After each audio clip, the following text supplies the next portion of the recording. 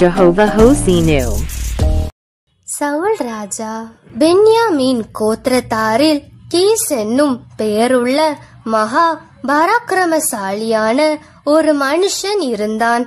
அவன் பென்யாமின் கோத்திரத்தான் ஆகிய அபியாவின் மகனான பெகோராத்திற்கு பிறந்த சேரோரின் புத்திரனாகிய அபியேலின் குமாரன். அவனுக்கு சவுல் என்னும் பெயருள்ள சௌந்தரியமான வாலிபனாகிய ஒரு குமாரன் இருந்தான். இஸ்ரவேல் புத்திரரில் அவனை பார்க்கிலும் சௌந்தரியவான் இல்லை. எல்லா ஜனங்களும் அவன் தோளுக்கு கீழாயிருக்கத்தக்க உயரமுள்ளவனாயிருந்தான். சவுலின் தகப்பனாகிய கீசுடைய கழுதைகள் காணாமற் போயிற்று. ஆகையால் கீஸ் தன் குமாரனாகிய சவுலை நோக்கி, நீ வேலைக்காரரில் ஒருவனை கூட்டிக் கொண்டு கழுதைகளை தேடி புறப்பட்டு போ என்றான். அப்படியே அவன் எப்ராயிம் மலைகளையும் சலிஷா நாட்டையும் கடந்து போனான். அங்கே அவைகளை காணாமல் சாலிம் நாட்டை கடந்தார்கள். அங்கேயும் காணவில்லை. பென்யாமின் நாட்டை உருவ கடந்தும் அவைகளை காணவில்லை. அவர்கள் சூப் என்னும் நாட்டிற்கு வந்தபோது சவுல் தன்னோடிருந்த வேலைக்காரனை நோக்கி, என் தகப்பன் கழுதைகளின் மேலுள்ள கவலையை விட்டு நமக்காக கவலைப்படாதபடிக்கு திரும்பி போவோம் வா என்றான்.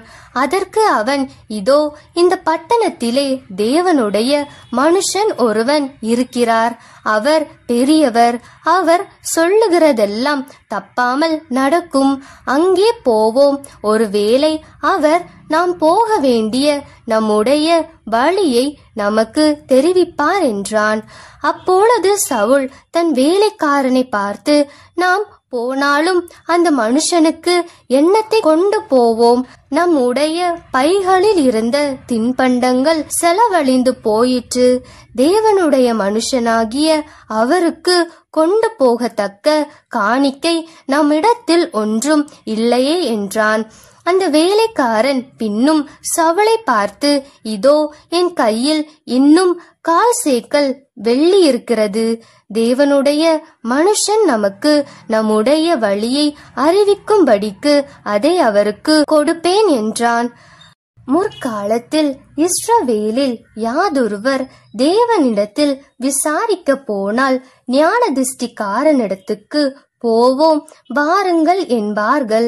இந்நாளிலே தீர்க்கதரிசி எனப்படுகிறவன் முற்காலத்தில் ஞானதிஷ்டிக்காரன் எனப்படுவான். அப்பொழுது சவுல் தன் வேலைக்காரனை நோக்கி, நல்ல காரியம் சொன்னாய், போவோம் வா என்றான். அப்படியே தேவனுடைய மனுஷன் இருந்த அந்த பட்டணத்திற்கு போனார்கள். அவர்கள் பட்டணத்து மேட்டின் வழியாய் ஏறுகிற போது தண்ணீர் எடுக்க வந்த பெண்களை கண்டு, ஞானதிஷ்டிக்காரன் இங்கே இருக்கிறாரா என்று அவர்களை கேட்டார்கள். அதற்கு அவர்கள், இருக்கிறார், இதோ உங்களுக்கு எதிரே இருக்கிறார், தீவிரமாய் போங்கள். இன்றைக்கு ஜனங்கள் மேடையில் பலியிடுகிறபடியினால் இன்றைய தினம் பட்டணத்திற்கு வந்தார். நீங்கள் பட்டணத்திற்குள் பிரவேசித்தவுடனே அவர் மேடையின் மேல் போஜனம் பண்ண போகிறதற்கு முன்னே அவரை காண்பீர்கள். அவர் வருமட்டும் ஜனங்கள் போஜனம் பண்ண மாட்டார்கள். பலியிட்டதை அவர் ஆசீர்வதிப்பார். பின்பு அழைக்கப்பட்டவர்கள் போஜனம் பண்ணுவார்கள். உடனே போங்கள், இந்நேரத்திலே அவரை கண்டு கொள்ளலாம் என்றார்கள். அவர்கள் பட்டணத்திற்கு போய் பட்டணத்தின் நடுவே சேர்ந்தபோது, இதோ சாமுவேல் மேடையின் மேல் ஏறி போகிறதற்காக அவர்களுக்கு எதிரே புறப்பட்டு வந்தான். சவுல் வர ஒரு நாளைக்கு முன்னே கர்த்தர் சாமுவேலின் காது கேட்க, நாளை இந்நேரத்திற்கு பென்யமின் நாட்டானாகிய ஒரு மனுஷனை உன்னிடத்தில் அனுப்புவேன். அவனை உன் ஜனமாகிய இஸ்ரவேலின் மேல் அதிபதியாக அபிஷேகம் பண்ண கடவாய். அவன் என் ஜனத்தை பெலிஸ்தியரின் கைக்கு நீங்களாக்கி இரட்சிப்பான். என் ஜனத்தின் முறையிடுதல் என்னிடத்தில் வந்து எட்டினபடியினால் நான் அவர்களை கடாட்சித்தேன் என்று வெளிப்படுத்தி இருந்தார்.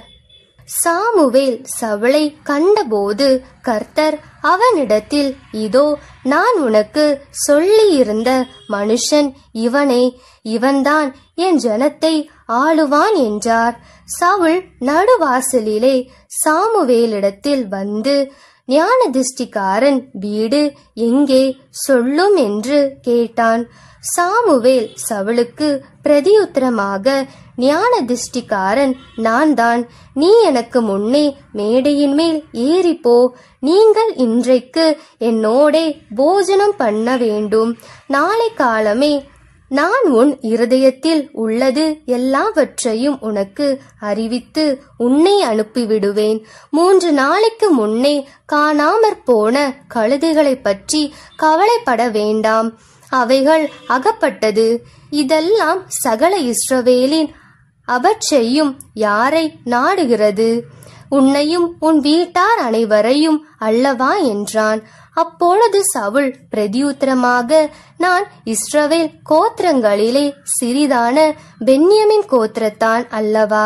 பென்யமின் கோத்திரத்து குடும்பங்களில் எல்லாம் என் குடும்பம் அற்பமானது அல்லவா?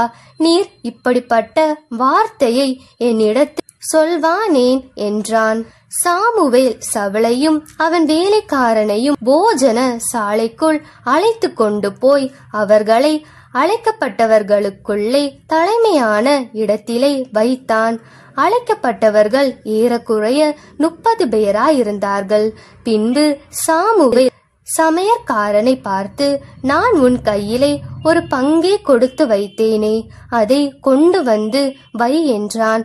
அப்பொழுது சமையல்காரன் ஒரு முன்னந்தொடையையும் அதோடிருந்ததையும் எடுத்துக்கொண்டு வந்து அதை சவுலுக்கு முன் வைத்தான். அப்பொழுது சாமுவேல், இதோ இது உனக்கென்று வைக்கப்பட்டது. இதை உனக்கு முன்பாக வைத்து சாப்பிடு. நான் ஜனங்களை விருந்துக்கு அழைத்தது முதல் இதுவரைக்கும் இது உனக்காக வைக்கப்பட்டிருந்தது என்றான். அப்படியே சவுல் அன்றைய தினம் சாமுவேலோடே சாப்பிட்டான். அவர்கள் மேடையிலிருந்து பட்டணத்திற்கு இறங்கி வந்த பின்பு அவன் மேல் வீட்டிலே சவுலோடே பேசி கொண்டிருந்தான். அவர்கள் அதிகாலமே கிழக்கு வெளுக்கிற நேரத்தில் எழுந்திருந்த போது சாமுவேல் சவுலை மேல் வீட்டின் மேல் அழைத்து, நான் உன்னை அனுப்பிவிடும்படிக்கு ஆயத்தப்படு என்றான். சவுல் ஆயத்தப்பட்ட போது அவனும் சாமுவேலும் இருவருமாக வெளியே புறப்பட்டார்கள். அவர்கள் பட்டணத்தின் கடைசி மட்டும் இறங்கி வந்தபோது சாமுவேல் சவுலை பார்த்து, வேலைக்காரனை நமக்கு முன்னே நடந்து போக சொல் என்றான். அப்படியே அவன் நடந்து போனான். அப்பொழுது, நான் தேவனுடைய வார்த்தையை உனக்கு தெரிவிக்கும்படிக்கு நீ சற்றே தரித்து நில் என்றான். அப்பொழுது சாமுவேல் தைல குப்பியை எடுத்து அவன் தலையின் மேல் வார்த்து அவனை முத்தம் செய்து, கர்த்தர் உன்னை தம்முடைய சுகந்தரத்தின் மேல் தலைவனாக அபிஷேகம் பண்ணினார் அல்லவா?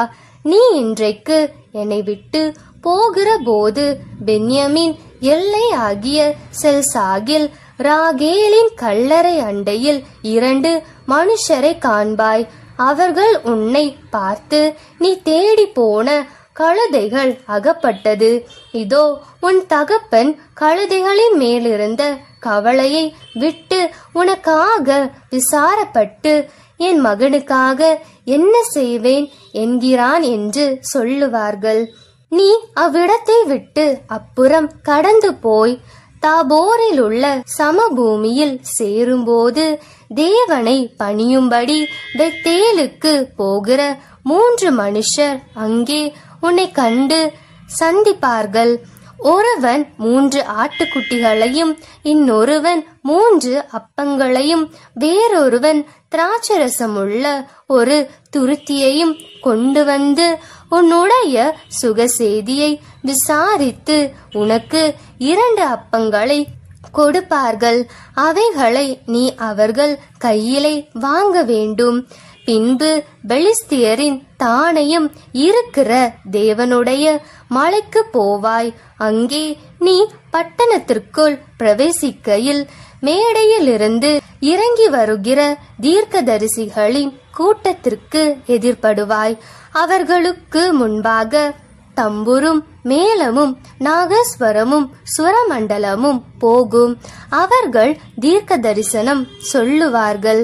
அப்பொழுது கர்த்தருடைய ஆவி உன்மேல் இறங்குவார். நீ அவர்களோடே கூட தீர்க்க தரிசனம் சொல்லி வேறு மனுஷன் ஆவாய். இந்த அடையாளங்கள் உனக்கு நேரிடும் போது சமயத்துக்கு ஏற்றபடி நீ செய். தேவன் உன்னோடே இருக்கிறார். நீ எனக்கு முன்னே கீழ்காலுக்கு இறங்கி போ. சர்வாங்க தகன பலியையும் சமாதான பலிகளையும் செலுத்தும்படிக்கு நான் உன்னிடத்தில் வருவேன். நான் உன்னிடத்தில் வந்து நீ செய்ய வேண்டியதை உனக்கு அறிவிக்கும் மட்டும் 7 நாள் காத்திரு என்றான். அவன் சாமுவேலை விட்டு போகும்படி திரும்பின போது தேவன் அவனுக்கு வேறே இருதயத்தை கொடுத்தார். அந்த அடையாளங்கள் எல்லாம் அன்றைய தினமே நேரிட்டது. அவர்கள் அந்த மலைக்கு வந்தபோது இதோ தீர்க்கதரிசிகளின் கூட்டம் அவனுக்கு எதிராக வந்தது. அப்பொழுது தேவனுடைய ஆவி அவன் மேல் இறங்கினதினால் அவனும் அவர்களுக்குள்ளே தீர்க்க தரிசனம் சொன்னான். அதற்கு முன்னே அவனை அறிந்தவர்கள் எல்லாரும் அவன் தீர்க்கதரிசிகளோடிருந்து தீர்க்க தரிசனம் சொல்லுகிறதை கண்டபோது கீசின் குமாரனுக்கு வந்தது என்ன? சவுலும் தீர்க்கதரிசிகளில் ஒருவனோ என்று அந்த ஜனங்கள் ஒருவரோடொருவர் சொல்லிக் கொண்டார்கள். அதற்கு அங்கே இருக்கிறவர்களில் ஒருவன், இவர்களுக்கு தகப்பன் யார் என்றான். ஆதலால் சவுலும் தீர்க்கதரிசிகளில் ஒருவனோ என்பது பழமொழி ஆயிற்று. அவன் தீர்க்க தரிசனம் சொல்லி முடித்த பின்பு மேடையின் மேல் வந்தான். அப்பொழுது சவுலுடைய சிறிய தகப்பன், நீங்கள் எங்கே போனீர்கள் என்று அவனையும் அவன் வேலைக்காரனையும் கேட்டான். அதற்கு அவன், நாங்கள் கழுதைகளை தேடப் போய் அவைகளை எங்கும் காணாதபடியினால் சாமுவேலிடத்துக்கு போனோம் என்றான். அப்பொழுது சவுலின் சிறிய தகப்பன், சாமுவேல் உங்களுக்கு சொன்னது என்ன? அதை சொல் என்றான். சவுல் தன் சிறிய தகப்பனை பார்த்து, கழுதைகள் அகப்பட்டது என்று எங்களுக்கு தீர்மானமாய் சொன்னார் என்றான். ஆனாலும் ராஜ்யபாரத்தை பற்றி சாமுவேல் சொன்னதை அவனுக்கு அறிவிக்கவில்லை. சாமுவேல் ஜனங்களை மிஸ்பாவிலே கர்த்தரிடத்தில் வரவழைத்து இஸ்ரவேல் புத்திரரை நோக்கி, இஸ்ரவேலின் தேவனாகிய கர்த்தர் சொல்லுகிறது என்னவென்றால், நான் இஸ்ரவேலை எகிப்திலிருந்து புறப்பட பண்ணி உங்களை எகிப்தியர் கைக்கு உங்களை இருக்க பிடித்த எல்லா ராஜ்யத்தாரின் கைக்கும் நீங்களாக்கி விட்டேன். நீங்களோ உங்களுடைய எல்லா தீங்குகளுக்கும் நெருக்கங்களுக்கும் உங்களை நீங்களாக்கி இரட்சித்த உங்கள் தேவனை இந்நாளிலே புறக்கணித்து ஒரு ராஜாவை எங்கள் மேல் ஏற்படுத்தும் என்று அவரிடத்தில் கேட்டுக்கொண்டீர்கள். இப்பொழுது கர்த்தருடைய சந்நிதியில் உங்கள் வம்சங்களின்படியேயும் ஆயிரங்களான உங்கள் சேர்வைகளின்படியேயும் வந்து நில்லுங்கள் என்றான். சாமுவேல் இஸ்ரவேலின் கோத்திரங்களை எல்லாம் சேர பண்ணின பின்பு பென்யமின் கோத்திரத்தின் மேல் சீட்டு விழுந்தது. அவன் பென்யமின் கோத்திரத்தை அதனுடைய குடும்பங்களின்படியே சேர பண்ணினான். மாத்திரி குடும்பத்தின் மேலும் அதிலே கீசின் குமாரனாகிய சவுலின் மேலும் சீட்டு விழுந்தது. அவனை தேடின போது அவன் அகப்படவில்லை. அவன் இனி இங்கே வருவானா என்று அவர்கள் திரும்ப கர்த்தரிடத்தில் விசாரித்த போது, இதோ அவன் தளவாடங்கள் இருக்கிற இடத்திலே ஒளிந்து கொண்டிருக்கிறான் என்று கர்த்தர் சொன்னார். அப்பொழுது அவர்கள் ஓடி அங்கே இருந்து அவனை அழைத்து கொண்டு வந்தார்கள். அவன் ஜனங்கள் நடுவே வந்து நின்றபோது எல்லா ஜனங்களும் அவன் தோளுக்கு கீழாயிருக்கத்தக்க உயரமுள்ளவனாயிருந்தான். அப்பொழுது சாமுவேல் எல்லா ஜனங்களையும் நோக்கி, கர்த்தர் தெரிந்து கொண்டவனை பாருங்கள், சமஸ்த ஜனங்களுக்குள்ளும் அவனுக்கு சமமானவன் இல்லை என்றான். அப்பொழுது ஜனங்கள் எல்லாரும் ஆர்ப்பரித்து, ராஜா வாழ்க என்றார்கள்.